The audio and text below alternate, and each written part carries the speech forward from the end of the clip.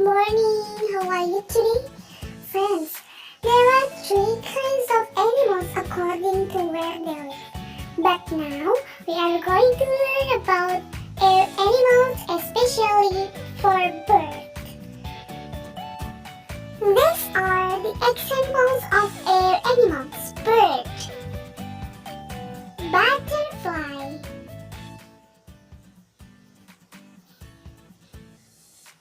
dragonfly.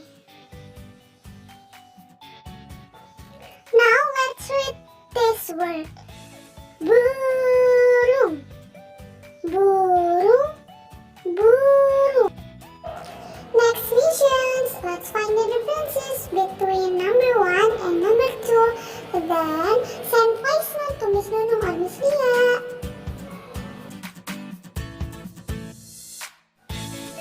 The last mission.